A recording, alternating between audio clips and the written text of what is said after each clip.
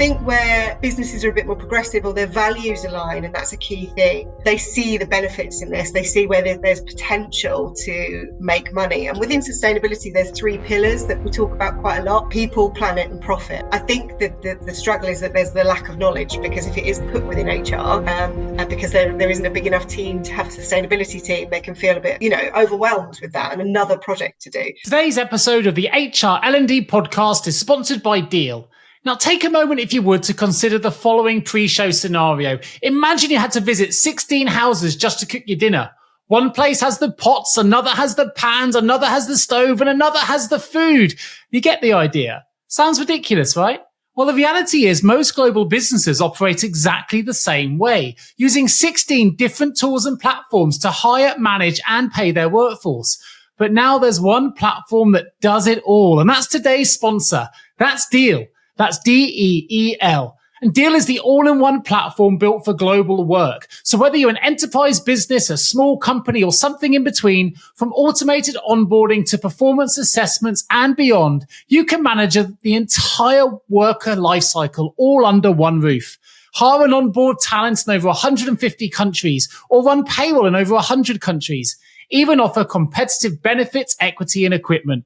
With Deal's industry-leading suite of HR tools, payroll solutions, and compliance services, you can scale globally with unmatched speed and expertise. So are you ready to transform your global HR system? If you are, click in the link in the show notes to book a demo with Deal today. That's DEEL.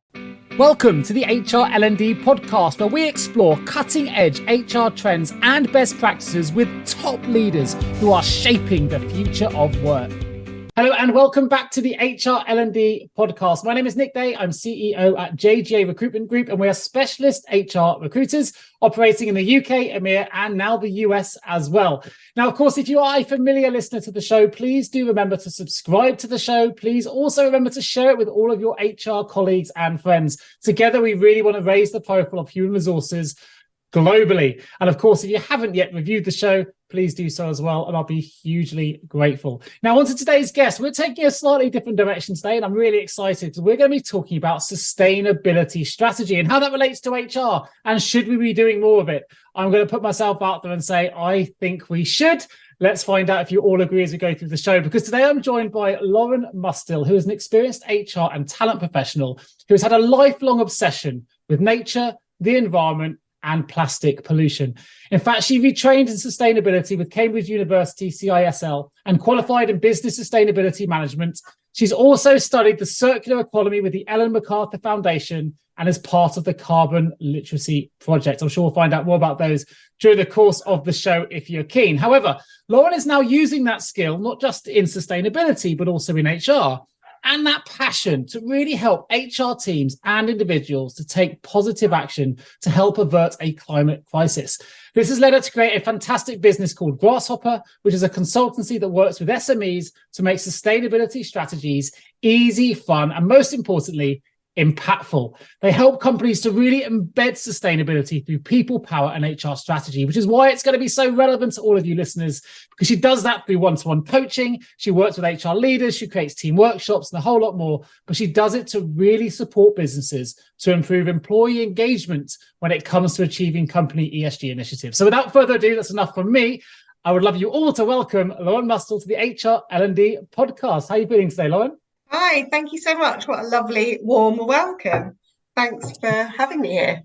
Delighted to have you on the show, because it's something that I'm particularly passionate about as well. For those that may not know, at the moment, we're trying to go through a B Corp process.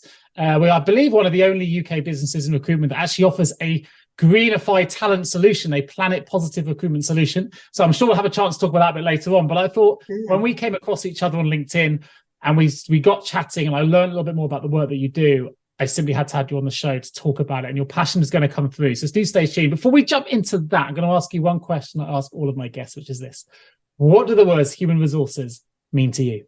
Yeah, good question. I think for me, it's community, collaboration, and culture. There's often the kind of human resources eye roll. I think I remember back in the day when I was in that, like, I'll bring HR in, and actually that is never the case, and it's a vital piece of everybody's, a vital department for every business. But now even more so, it's community collaboration and that culture builder. We're all on one planet, and HR are there to make communities within the workplace and make it the kind of best and most productive place to be and to feel proud of. So I think that's a really key, they're the sort of key holders to the culture of any business. Yeah, I love that. I don't think I've heard that before. Maybe this is a well-known thing, community collaboration and culture. Was that yours? Because that's it rolls off the tongue and I like it. It sums it up very well. Well, do you know, I did hear you do this podcast and I heard that question. I was like, oh, what would I say? And actually, I talk about community collaboration and culture within stuff I talk to with HR professionals, because I think that's a sustainability trait as well. It's all about collaborating, coming together. This kind of Earth joins us as one community, and then we've got our own little community. So I think it might be me. I'm not sure. Well, listen, I think you should go and IP it. I like it. It works. It works for me anyway. So look, we're going to talk today about sustainability. Some people may not think this should sit with HR, and I can understand an argument, but why is sustainability so important in relation to HR strategy, and how do you see it fitting in with HR strategy as well?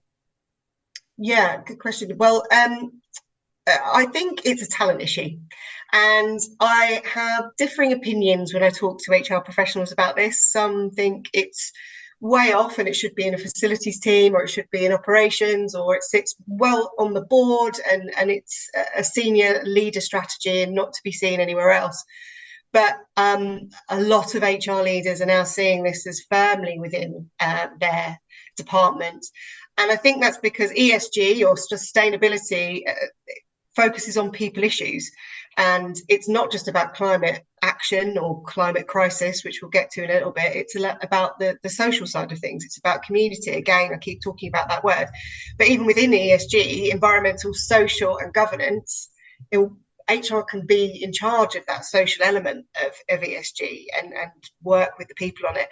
And the reason I say it's a talent issue, and there's so much going on now in bigger businesses with top talent, climate quitting, or whatever you want to call it, the kind of impact quitting, conscious quitting, the great green resignation. Yeah. I noticed on one of yours, you're talking about the great awakening. We've all had a lot of time to ourselves during the pandemic. Like, right, am I doing the job that I love? Am I doing something that I'm going to, look back on and feel proud of? And depending on what your purpose might be, with what's going on in the news and the climate crisis, I think people are feeling a big overwhelm and feeling eco-anxiety. So if your purpose is something around the planet and the environment, and you look at where your business is, what your business is doing, they feel like they might want to go somewhere where the grass is like literally greener. And HR are there to retain talent, keep talent happy, build that culture. So I feel like that ties in really well. And there's just so much going on, especially as well that as an HR, we have a duty of care as employer for people's well-being. So if people are feeling that anxious or wanting to put back, that's another way of doing it. There's been lots of studies around this and lots of stats from Big Four around climate quitting, especially with emerging talent. It's 1 in 3 18 to 24-year-olds would reject a job offer, doesn't matter what it is, if the ESG records are bad, and 53% of 24-year-olds would quit if they're not doing enough for their carbon footprint. So there's lots of different stats floating around now, and I think that's going to trickle down to the SMEs and the smaller businesses. When top talent and emerging talent can take their pick, they're going to go for the ones with the greener record or the better sustainability strategy. So I think HR need to get involved in this as soon as possible, get ahead of the curve. Yeah, I couldn't agree more. I think you've put that really succinctly, and you've made that really clear, because there is an issue here, right? I mean, it's, I've been doing lots of these podcasts about other areas that impact HR. And HR has a lot to be responsible for. It's a tough job at the moment working in HR. You're trying to manage, making your business strong in areas you've mentioned, like well-being, but also we've got to be inclusive. We want to be more diverse, and we want all these things, which are all positive changes. And we've done shows about diversity fatigue.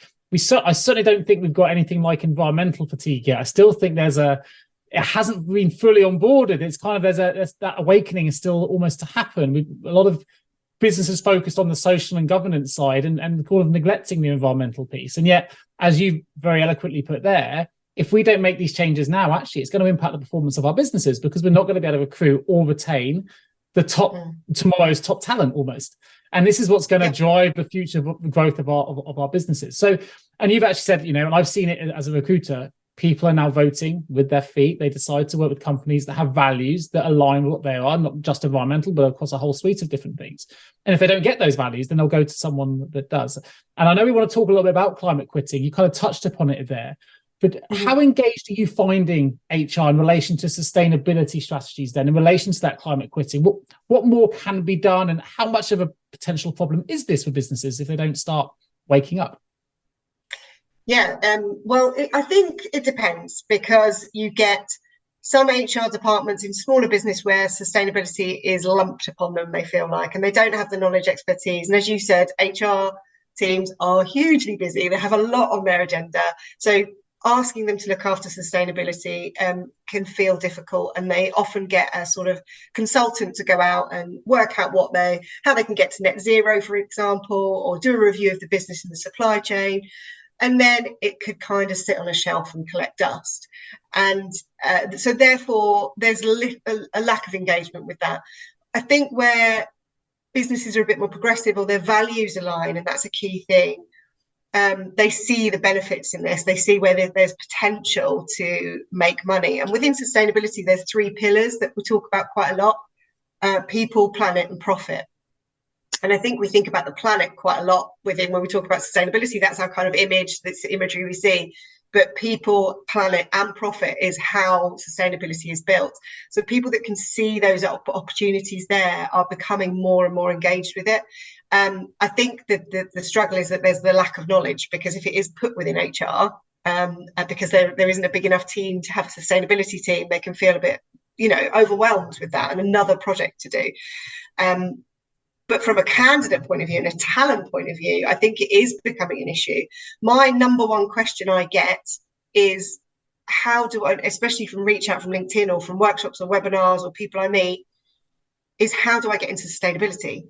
And that is people from all walks of life. So I feel from a candidate side that that's really growing, and that's from people who are senior staff. I mean, apparently that there's another big stat that Deloitte did about senior leaders wanting to move on because they want to go into something more impact-led. But from a growing talent point of view, that's happening more and more. And the question I have to other leaders, and actually I spoke to a CEO recently who said, I don't really mind too much if people want to leave because of climate quitting. We're not going to do it. It's not an agenda point for us. But actually, do you know when your people are going to leave? Have you ever been warned of a resignation? Do you know that might be the straw that broke the camel's back, that they're already looking and then they get approached by a climate tech business who are doing amazing things? It's not going to be the kind of talent that you don't mind losing. It's going to be the top talent that are going to be poached by these people who have innovative, driven ideas. So I think it's an under the radar problem, which is getting bigger. And actually, I know we've discovered in our own journey, we're a small enterprise, right? We're sub 30 employees, but we're trying to begin, I believe we're sort of getting carbon neutral status as an office. And it's been a learning curve for us. But actually, when you start implementing processes that improve or reduce rather the wastage and things that you do, actually a lot of them are quite cost effective. So becoming paperless as an example has forced us to be, more intuitive with the technology we're using. And actually there's less wastage. So we become more profitable anyway, and we are able to engage our workforce along the way. And that's a small example as part of our process. Actually, a lot of the strategies you deploy generate more profit for your business outside of even the talent sphere anyway. It's about, streamlining and efficiency improvements and all those things that we often overlook, and that can have a huge impact, particularly, if we do it as an economy of scale or with the larger businesses. Now, I know you work directly with companies, you do workshopping and one-to-one things. What are some of the projects that you've been involved in with HR teams that have been particularly impactful, particularly in relation to generating buy-in for these sustainability strategies? Yeah, that is a difficult one because when everyone's busy, everybody has lots of things on their to-do list. And I think that it's always linked with employee engagement at the moment. Those are the big things that people are maybe struggling with, as well as wanting to put into a sustainability strategy. They've either spent a lot of money on a sustainability strategy that's done nothing, so they want to reinvigorate that and get the employees involved. But the big thing that I found has really worked is hybrid working and getting people to collaborate again. Because you can get people involved in these projects across any locations and communicate about sustainability and educate them, and they can feel like they can ask questions they didn't really know where to ask them or how to ask them before. So it's an education piece really, and that becomes an employee engagement piece, because sustainability is about bringing somebody from where we are now, measuring what they're doing now, and then where they're going to get to in the future. Like you said, you've measured what would be a cost save for something like a supply chain, or making something paperless. You're buying less, you're using something else, so you measure it from one point to the other. That's the thing about making a buy-in with a C-suite, is we can actually measure the ROI, the return of interest on this project from beginning to end. And I think the big key thing that has worked with HR teams I work with is employee engagement scores. So how do they feel as a hybrid team? How do they feel working together before and after these projects, where we go through a bit of an education phase, talking about what sustainability is. How do you link it to the values in the business? So if you don't have sustainability as a pillar in the business, how do we link it to the values? How do we make it into your everyday lives? And then how do we put it into your actual objectives? Whether they get a bonus on top of that if they do things or not, that's up to the business. But actually, it's more about, I feel like I'm doing something well and I'm putting something back after my education in this particular subject. And then shouting about success. I think that's and C-suite tend to want to do that if they can shout about success and talk about it to their competitors. Good PR, good marketing, brilliant talent marketing, and that's how to get those people on board. That's where I've seen success, is that employee engagement piece. I mean, obviously, I'm a small sample, right? We've got to say 30 employee business, but when we were going through our B Corp piece at the minute, and actually with some of the, I said to the whole business, who would like to be part of the kind of the committee that, and over 25% of our company said they'd like to be part of it, right? So that's engaging in itself. They all want, that shows you, and we're a very small sample, you put that as an economy of scale for 10,000 employee business. And you may find if there's 2,500 of those that want to be involved in this kind of work, it gives you an idea of how impactful this is in terms of increasing employee engagement, doing more for less, but helping. And there's loads of things within that. And little simple changes. I mean, for our business, you spend a lot of money on paper pads, to-do lists. Well, we found something called rocket pads, which mean that you just wipe clean the pages and go again. And little things that just slowly make a difference. And maybe they're a little bit more expensive initially, but over the course of time, you end up with the savings. It's all about economy of scales and things. But question for you. So I think the environment and the climate crisis we've been talking about for years, but I still think there's an opportunity for many businesses to still be really first adopters in terms of taking a proactive approach here. A bit like companies have done in improving things like diversity, which is an incredibly important part of the HR agenda. You've got companies now that are really focused and put a huge amount of resource into improving that element. But they're still kind of catching up now because they took too long. And I think on the ESG side, there's an opportunity for companies to really be first adopters and go, you know what, flag in the sand. We're going to be a really carbon neutral, whatever it is you want to do, a real sustainable business. We're going to put sustainability really high up on our HR agenda, our people agenda, our corporate agenda, right? But I'm still not seeing enough of that. Is that just me because I'm looking at it? I don't know. Maybe I'm just not seeing it. But I work with loads of different businesses. I'm sure we're all doing different things, but no one quite putting their flag in the sand here and saying, actually, this is what we're really about? Or is that just, maybe I'm getting a misguided view? No, I think you're probably right, sadly. And I think there's a lot of conversation behind doors. And the main thing is people are terrified of greenwashing. They are terrified of putting something out there that will be picked apart, especially bigger businesses.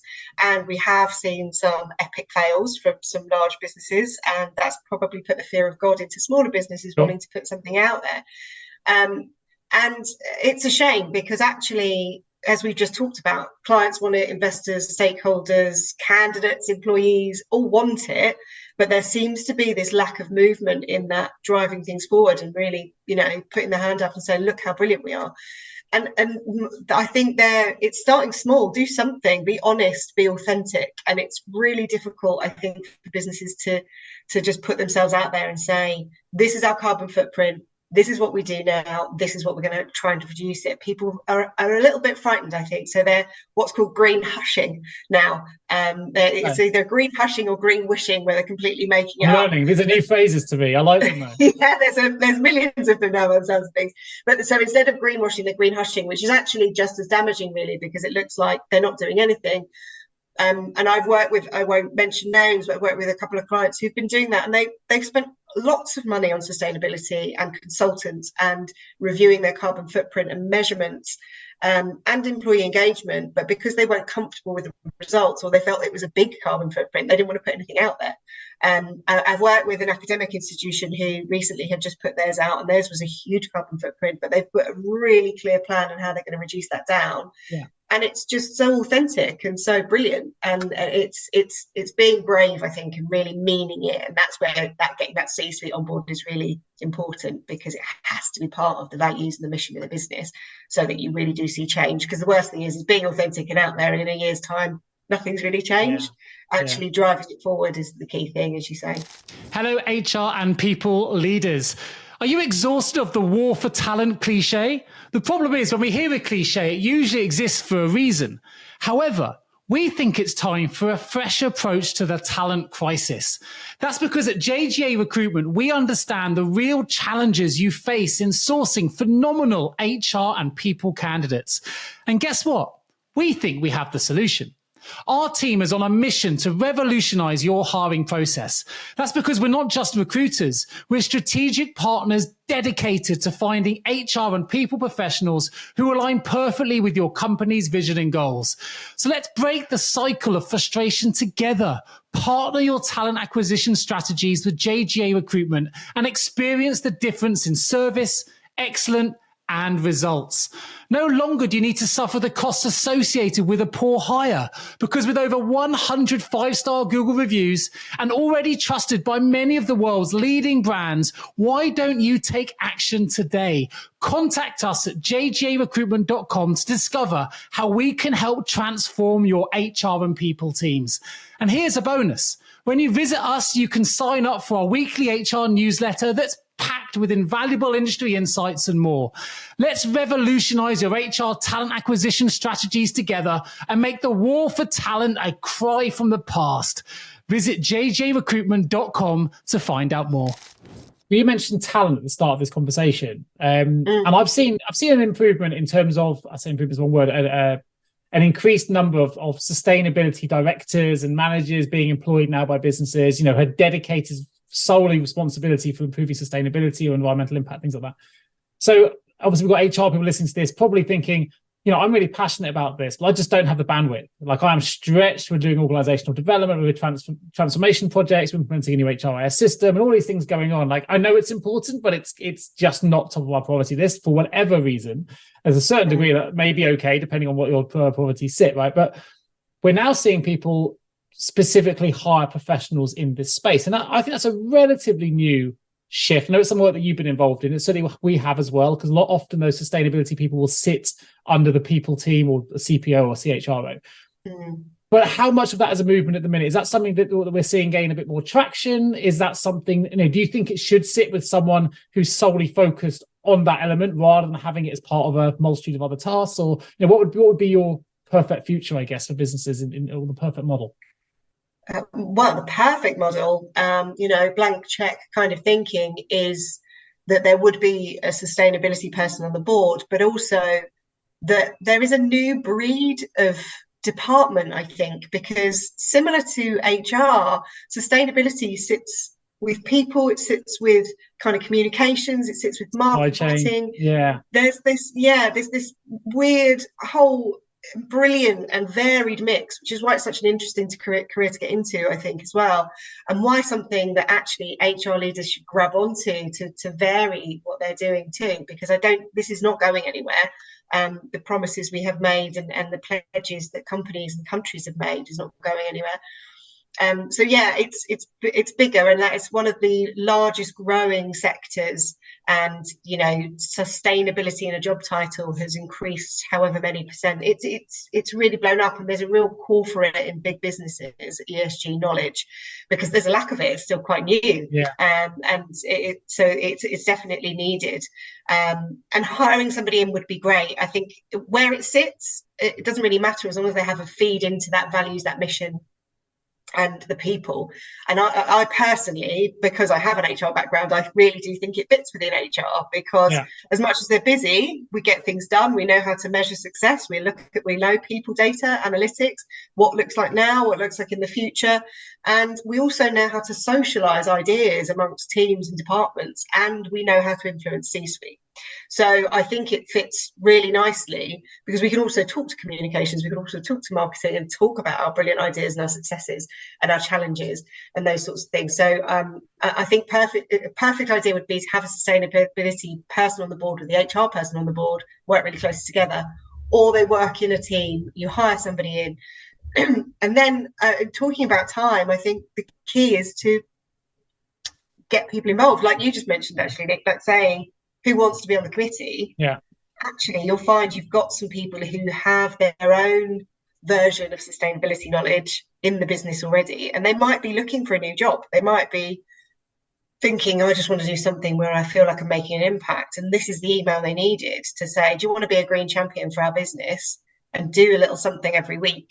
And that might scratch that itch for them. That might do something, and also take away the resource from the HR team, that you can give them that accountability and really drive a project forward because they're passionate about it, rather than it being plonked on their desk because it's a new thing underneath, whatever department it might be.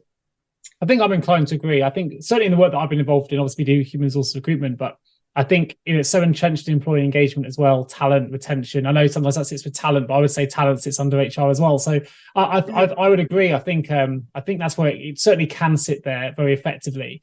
And there are more businesses now asking us to support them with sustainability-based roles to sit within their HR function, with a reporting line either to C-suite or to the CHRO or whatever. And I think for me, it kind of makes sense to be that way around. I think also, I don't know what your feelings are on this, but if we fast forward maybe 5 years, and let's be honest, the world is transforming at a rapid pace. I think there's every chance in the future for those that do take this seriously, when we're talking about supply chain. For the future, there'll be companies that may struggle to get the supply chain that they want, because some companies will just say, you know what, if you haven't got this level of credential, we're just not going to work with you because it's going to impact our ESG targets. So it's important to get ahead of it for those reasons. Even if, I would hasten to say, even if you don't fully believe in it, there's a commercial aspect to this long term for bigger businesses that want to work with the suppliers that they choose to work with. But if you don't fully embrace this now, it could be that some people in that supply chain go, you know what, until you get to this level of ESG gets to this kind of target, we're not going to work with you. And we want to work with companies that mirror our values, not just employees anymore, but actually the suppliers we work with also need to mirror our values and our beliefs about sustainability. Is that something that you're seeing already start to move or start to happen? Definitely. And with some media companies I work with, they came to me to ask me to write a sustainability strategy because they had so many clients asking for that, that's part of their tender process, that, if they hadn't got something.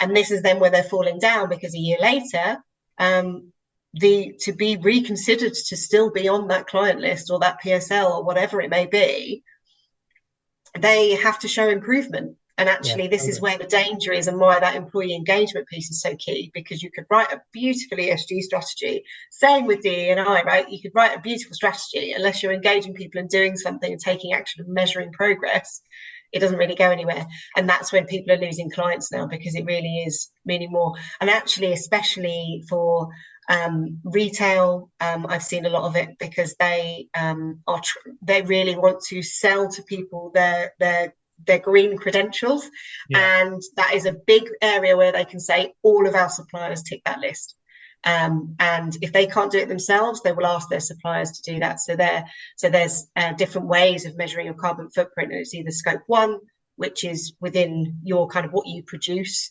so if you're making things and it's within your company's complete control, or scope 2 is things like heating or that kind of stuff, that you kind of have some control on how you produce that. Or scope 3, which is your supply chain, which gets really complicated and really difficult to measure your carbon footprint, but that's the big juicy one that you can reduce.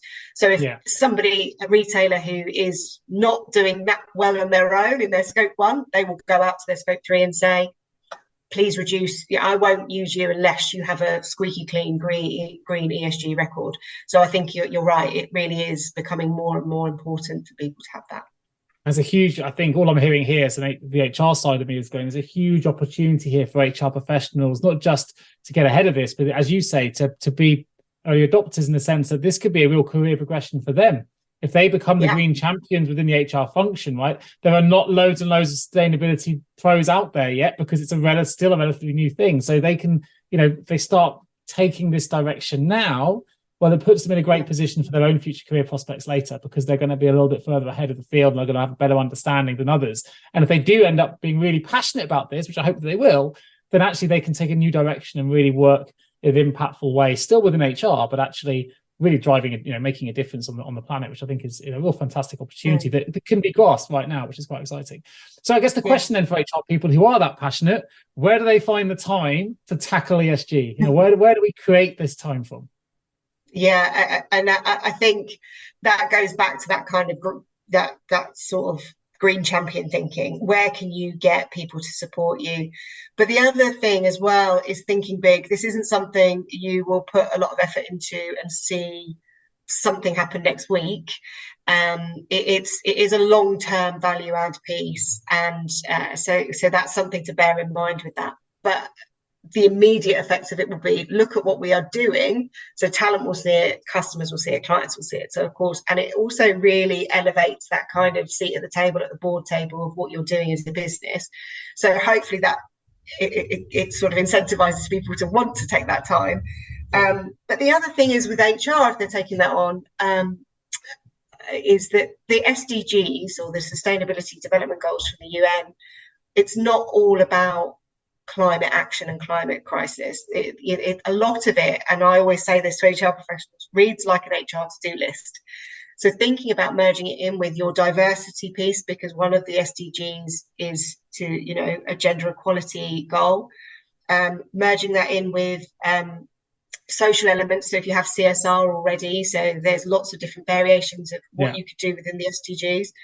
And well-being, of course, that's another area that seems to have grown and grown and grown and sits within the HR department a lot of the time.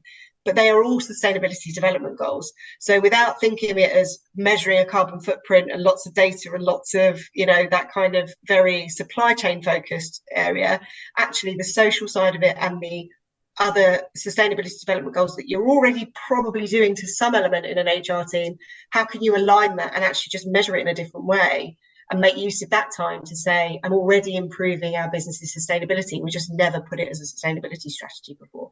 I think it's a missed opportunity for HR individuals who are probably already putting a lot of effort into SDGs and don't know it. And there's a chance really to create some legacy here, right? To have a real lasting impact. Wherever you decide to go later in your HR career, right, you can, if you put these things in place, you say it's a long-term thing that needs to be continually invested in, continually improved. You can implement this now, and 3, 4, 5 years from now, really see the impact that those decisions that you made in HR have had, and there's an overall impact on that business. I think that's fantastic. I'm sure there's a wealth of and a host of other benefits as well. So let's think about some of the hidden benefits maybe in investing in ESG. Because I know it's something that you've been quite involved in. We've talked a little bit about certainly improving employee engagement, but there must be others.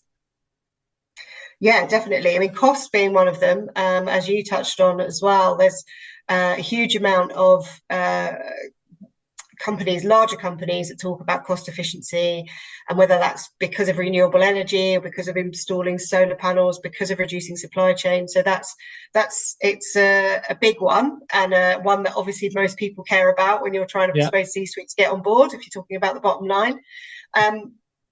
And morale boosting, as you mentioned. But the big thing is this communicating success is a hidden thing that I'm really passionate about as an employee engager.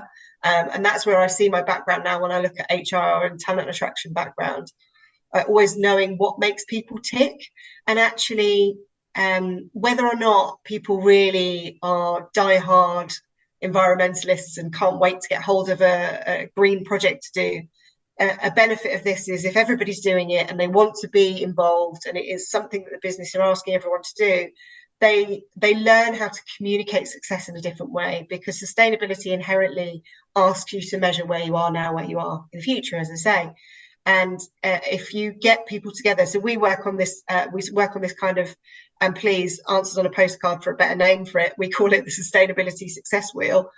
But we break off lots of teams who are working all over the place. And I mentioned before, like hybrid working. So if you've got a marketing team in Berlin and an admin team in London, you get them to work on a specific area in sustainability together, and because it needs to be the whole company. So that hybrid working and then communicating success, I've seen that work so well. It's something they haven't thought of before, because everybody's siloed into their own little projects, their own worlds, and that we're all so busy. But if you can get, especially if you can get green champions to say, right, you in Berlin do this and you in London do that, they'll want to do it, and then they'll want to show people success. It's just such a hidden benefit of really joining people together, which is probably why at the beginning of this I mentioned the kind of communication, collaboration and culture, because I see that happen within these kind of projects. I think it's a really nice thing to do, and therefore affecting lots of things like employee engagement and morale and all those sorts of things. And you're right. So time is a limiting factor for everyone. But I'm a big believer in whether people want to, couch to 5K, whatever it is you want to do. If you want to do something enough, we always find the time. If there are green champions in your business that are genuinely passionate about this, trust me, they'll find the time, because it speaks to them in a different way. And I think this is where for me HR becomes really, really exciting, because for me HR people they're cultural architects, right? There's the chance to shape culture, and sustainability has such a huge impact to play on the culture of your business, how people feel in that business, the direction you want to take it. And a lot of that is formed not just from HR, but they have a huge role to play in shaping the culture of a company, where they want to take it from. And, I always go, when it comes to recruitment, I want to find someone that's our culture fit. You don't want a culture fit. You want who's going to evolve your culture, who's going to take it to the next level, right? If we all did culture fits, we'd still be in the 1960s, 40s, whatever. You've got to look forward. And HR, what an exciting role to be in, because you get an opportunity to shape the culture of a company. And that involves really touching on the points that people are passionate about. And climate and ESG, and it's not just, as you say, CSR, whatever it is people are passionate about. There are a lot of touch points there that can really help evolve the culture, which I think is really exciting. Something obviously you're fully entrenched in and doing and immersed in. So let's talk a little bit more about what Grasshopper do. I mean, you've got a great mission statement. It's to empower, educate and engage teams to create a better world. Mic drop. Tell us a little bit more about Grasshopper. Yeah, it's a big statement, but and actually it starts with the tiny habits, and that's what we talk about. People don't know where to start often with this, and that's what Grasshopper are all about. I realised I had spent my career, as I mentioned, talking about what makes people tick, whether that's talent attraction, how to retain people, what employer brand is like. I've worked in different roles within that kind of talent or HR space over the years. And it's always been what makes people happy. Why do they want to stay? Why do they want to leave? And that's how I tied in the work with Grasshopper, because I see so many people talking about climate and their concern about it individually, not knowing what to do and not knowing where to start. Whereas actually the biggest place you can do that and make a bigger dent in the actions towards the climate crisis is at work, because there's more of you. And like you said, as an HR individual, how amazing if you can add all of those things up and say, this is what I did because I put this strategy in. So I felt really passionate about that. So we do workshops to introduce people to the process and the journey. So very bespoke. We talk about whether if you know a lot about the ESG strategies or sustainability development goals, we can do something very brief on the knowledge part, and then we get deep down into the activities and the action, or we can train individuals on that. But the key thing is linking it to values within the team, so making it really bespoke to the specific company. So it links to the mission and the values of that particular business and embedding it into HR objectives. So whether that's bonus or incentivized in any way, we talk about how we can embed it within HR and within teams, and educate the HR leaders on how to lead a sustainability strategy as well. So that's through our workshops and webinars. So we do it in a little stage. We can either do a one-off big knowledge dump on people. But the key thing, I think, and you'll probably agree, and I'm sure you've had L&D people talk about this before, is the embedding. So coming back and giving people some accountability. So how have you done? And again, sustainability is measurement and celebrating success. So coming back onto that and saying, what have you done? How can you improve? How can we shout about this? And going from there and making people feel all lovely, warm and cuddly because they've helped save the planet in their own little way. Fantastic. That's incredible work that you're doing. Credit for taking the route you have, because actually I know, but listeners may not know, you've worked on my side of the fence as a recruitment consultant as well. So you've seen everything from an HR perspective, talent perspective, and then you found something that you're really passionate about, and you followed that passion. And there are loads of people in other businesses, I'm sure, would want to do the same. And as we say, embedding is a challenge, but actually it's the embedding that empowers the team as well. That's the bit where people actually have a chance to feel empowered to be a part of that embedding process. And never underestimate the amount of people that probably want to be green champions in your business. Even if that's not you listening to this, there'll be someone in your business that will want to play that role. And that's 100%. The thing that's really exciting and hopefully makes this journey a little bit easier. What's the question I haven't asked then today? What are the challenges maybe HR people are faced with, or maybe there's an overview of, if nothing was to be done, the impact that would, that maybe that, I don't know. I'll let you direct me here, Lauren. Yeah, it is such a wide-ranging field, and it's sometimes difficult because, as I say, you want to make it fit for a business to give advice on that sort of stuff. So it depends. You can never give one overarching thing. But one thing I would say for anybody listening who's in charge of pensions and reward and anything to do with the finance of the business, please talk to your pension provider about where they invest their money, because that is 21 times more effective than all of the other measures you can take. There's a website called Make My Money Matter if you wanted to look into that more. But that is something I think HR and reward teams can really do. And actually, you could even measure that of looking at how many people put into that pension pot and how much you've stopped investing into fossil fuels, for example. It's a huge thing. So if I could give one piece of advice, if nobody ever talks about sustainability ever again, that is a massive difference you can make as a business, is moving where your money is, because we all know money talks. And unfortunately, a lot of it is being invested into fossil fuels, which is damaging the environment. Great. Well, I'm glad I asked the question. I think on that note, and this show has never been about plugging what the recruitment piece, but there's something, an element here that people are passionate.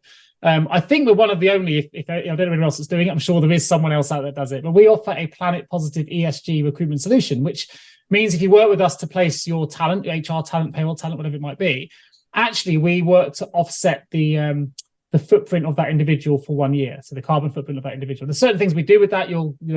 Our clients get access to what is a Greenify impact assessment, which is sent to them 6 monthly, which tells them the exact impact that their carbon offsets have had. But for each employee, there's been separate analysis done on what an average employee will have in terms of their carbon footprint, in terms of travel miles and other things that they do. But for what we do, we offset 12.7 tons of certified, it's important, carbon credits to offset the carbon emissions. We recover and repurpose 34 kilograms of plastic waste to combat the plastic pollution, and we plant 8 trees to address the deforestation. That's for every single hire that we make through that solution. It doesn't cost the employer anything extra to take that solution on.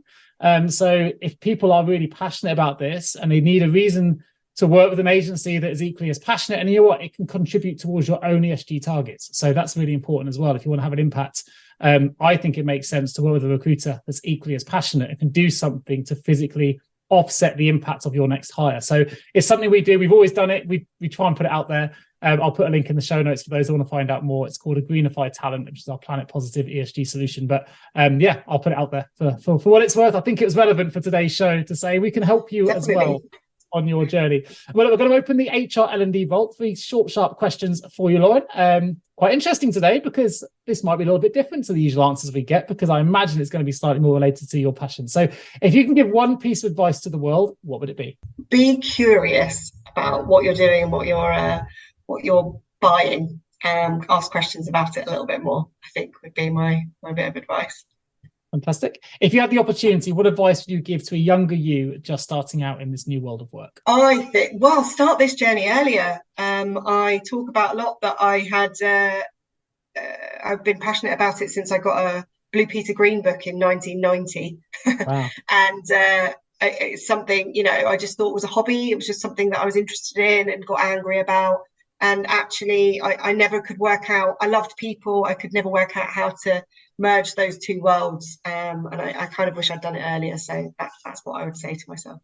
I have a 14-year-old, she won't thank me for saying this on live on the show, but I've got a 14-year-old daughter who's equally as passionate, and I think she will follow your path into this world. She won't buy anything unless it's from a charity shop or used, so nothing new. When it's coming up to Christmas now, right? So everything has to be pre-loved. That's something she does.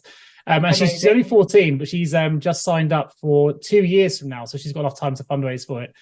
She's going to Costa Rica for 6 weeks to help build communities and do all the things that she wants to do out there for good. And she's done it all off her own back. She's found the charity she wants to support.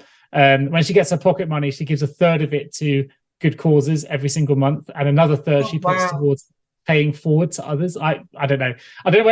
I never did that when I was a kid, but I have a feeling she might follow your pathway into the world of making the planet a better place, which I'm super proud of.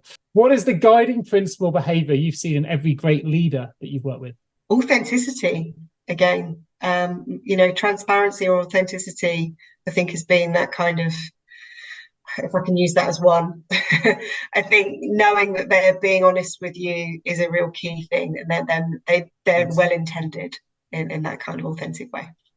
Can't argue with that. Well, look, I know there are going to be people listening to this that are going to want to find out more about Grasshopper. Hopefully, they're going to engage your services for workshopping, for helping them get on track for their ESG objectives themselves. So for those that want to find out more, where can we direct them? So you can either give me an email at info@grasshoppertalent.com or check out the website at grasshoppertalent.com. I'm on LinkedIn as well, but I'm always open to getting feedback from the HR world, because it's the space I want to move into more and more and more. I feel like it sits very firmly in there. So really happy for feedback and a chat on any of those routes. Super. Well, I will make sure all of those links, including your email, are in the show notes. So if anyone wants to find out more and you've forgotten that already, just go to the show notes today, and whatever your favorite podcast platform is, and you can click straight through to Grasshopper to find out more about all the consultancy services that Lauren offers. Of course, I just want to say a huge thank you to Lauren for joining me today on the HR L&D podcast. A really fascinating conversation about the importance of sustainability and how it links to HR strategy. I think it's really, really important. And if you don't do something, there'll be more people climate quitting, as you put it. So it's really important we address this now, because it impacts talent, impacts retention, and so much more. Of course, if you are interested in recruiting someone in the HR L&D function, of course, that's what we do. You can contact me or my wonderful team at jgarecruitment.com. There'll be a link in the show notes. But I'll also put a link to our Planet Positive recruitment solution as well. So for those that do want to find out more about how you can take quite a bold step towards sustainability in terms of the recruitment partner you use, then we would love to show you what that looks like. Just leaves me to say one more huge thank you to Lauren for joining me today, and I look forward to being the next episode real soon. Lauren, thank you. Thanks. Today's episode of the HR L&D podcast is sponsored by Deal, the all-in-one global people platform that simplifies how you manage the entire global team lifecycle. From contractors, direct employees, EOR, and more, you can manage them all in one place with Deal. Hire and onboard talent in over 150 countries in minutes, or run payroll in over 100 countries with just one click. Offer competitive benefits, equipment, and equity from a single dashboard. Even customize career roadmaps, performance assessments, and more for your team through Deal's suite of AI-powered learning and development tools. So no matter your global business goals, Deal's team of over 200 legal experts keeps you compliant with local laws every step of the way. So whether you're an enterprise business, a small company, or something in between, Deal is built to meet your unique global HR needs. Ready to transform your global HR? Click the link in the show notes to book a demo with Deal today. That's DEEL.